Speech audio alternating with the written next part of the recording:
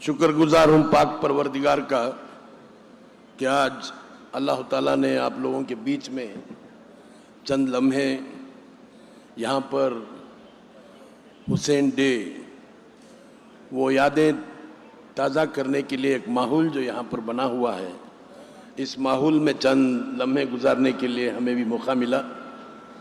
और जब मैं आ रहा था तो जब पांडे साहब की बहुत शानदार और बहुत इमोशनल स्पीच हो रही थी, उसके बाद फिर हमारे एक और जर्नलिस्ट साहब भी यहाँ पर आपके सामने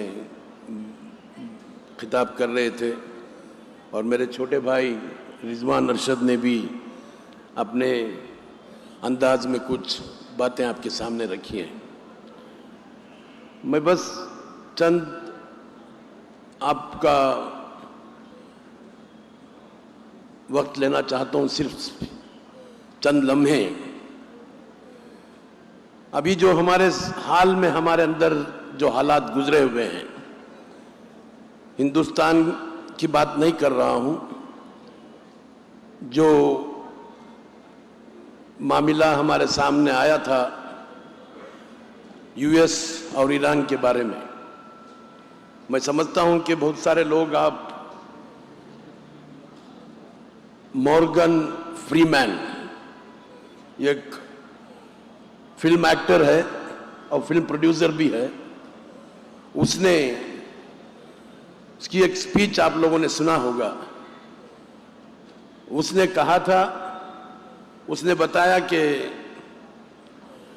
US United state of America super power कहलाता है।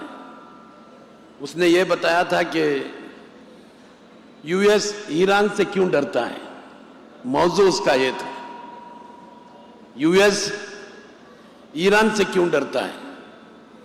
और उसने काफी सारे वजूहात बताए। उसने ज्योग्राफिकल पोजीशन जो ईरान का है उसके बारे में भी बात की, और अल्लाह ताला ने ईरान के अंदर जो नेचुरल रिसोर्सेज दिए गए हैं उसके बारे में भी बताया। और उसके साथ साथ उसने ये भी कहा कि इनका जो बिलीफ है, उनका जो फेथ है, उनका जो मतलब जो कुर्बानियां हैं, करबला की याद दिलाई और करबला की जो कुर्बानियां हैं वो देखकर वो आज भी एक जिंदा कौम है। इसी वजह से यूएस ईरान से डरता है। तो एक बहुत बड़ी बात है, एक जो यूएस का सिटीजन है, फिल्म प्रोड्यूसर है, फिल्म एक्टर है, उसकी जुबान से अल्लाह ताला ने इन अल्फाज को निकाला।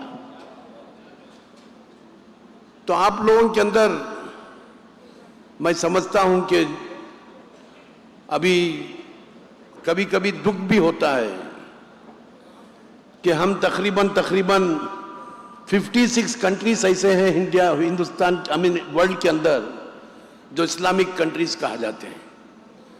56 कंट्रीज होने के बावजूद हर दिन हम लोग गाजा के बारे में देखते हैं, गाजा में जो गुजर रहा है वो हम अपने आंखों से देखते हैं।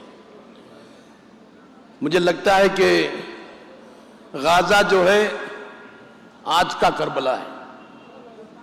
वो लोग, वो नौजवान लोग आज भी इस्लाम को जिंदा रखने के लिए हर दिन कुर्बानी दे रहे हैं और हर दिन इस्लाम का झंडा ऊपर उठाकर उन लोगों से साथ लड़ रहे हैं। तो कभी कभी अफसोस भी होता है कि जब देखते हैं कि अखबारों में आता है कि डोनाल्ड ट्रंप कहाँ खतर गए थे, वहाँ के जो बादशाह हैं तकरीबन 8,000 करोड़ रुपए की प्लेन उनको प्रेजेंट किया था।